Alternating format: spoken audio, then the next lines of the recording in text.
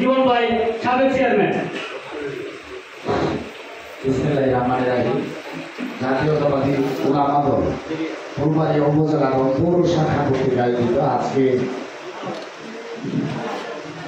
উলামা দলের প্রতিষ্ঠা বার্ষিকী উদযাপন উপলক্ষে আয়োজিত আজকের আলোচনা এবং দোয়া মাহফিলের সম্মানিত সভাপতি জনাব হাফেজ কারিয়াতুল বাসের সাহেব, যুগ্ম আহ্বায়ক ময়মনসিংহ দক্ষিণ জেলা উলামা দল, সম্মানিত ফুলবাড়িয়া পৌর বিএনপির আহ্বায়ক জনাব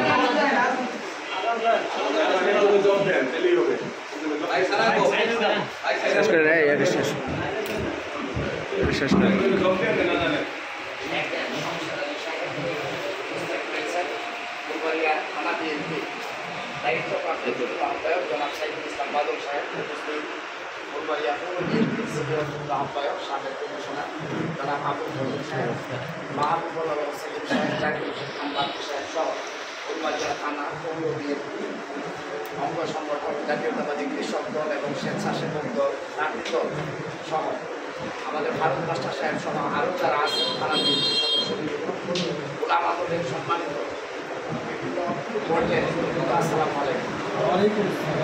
জাতীয়তাবাদী উলামা দল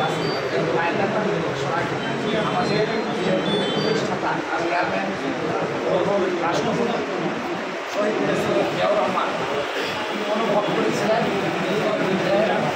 বাংলাদেশের সমস্ত আলেমদেরকে নিয়ে একটি ধর্মভিত্তিক এবং ঐক্যভিত্তিক জাতীয়তাবাদ ইচ্ছা থেকে কিন্তু জাতীয়তাবাদী উলামা দল গঠন করেছে।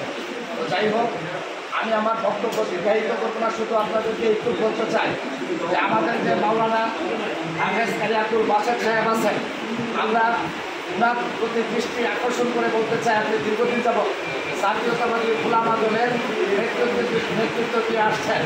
আর আমাদের নেতা জনাব আখতারুল আলম ফারুক সাহেব যথেষ্ট আপনার প্রতি যথেষ্ট পরিমাণে আস্থা আছে। সুতরাং আমরা আশা করব আপনার উলামা দলের আজকের এই প্রোগ্রাম থেকে আপনার প্রতি এবং আপনার দলের যারা নেতা কর্মী আছে তাদের প্রতি উদাত্ত আহ্বান রাখবো। আসন্ন যে জাতীয় সংসদ নির্বাচন, সেই নির্বাচনে জাতীয়তাবাদী উলামা দল ফুলবাড়িয়া উপজেলা যত মাদ্রাসা মসজিদ সহ বিভিন্ন ধরনের ধর্মভিত্তিক শিক্ষা প্রতিষ্ঠান আছে, সেইখানে আপনারা বিভিন্নভাবে মত বিনিময় সভা বা কর্মী সভার মাধ্যমে আপনারা জাতীয়তাবাদী দল বিএনপির হাতকে ধানের শীষকে এবং বেগম খালেদা জিয়াকে এবং আমাদের নেতা জনাব আখতারুল আলম ফারুক সাহেবকে আপনারা আমাদের নেতা ফারুক সাহেবকে আপনারা ইনশাআল্লাহ বিজয়ী করার জন্য সর্বাত্মকভাবে ইনশাআল্লাহ আপনারা চেষ্টা করবেন, এই আশা এবং প্রত্যাশা রেখে আমি আমার বক্তব্য শেষ করছি। আল্লাহ হাফেজ। আসসালামু আলাইকুম।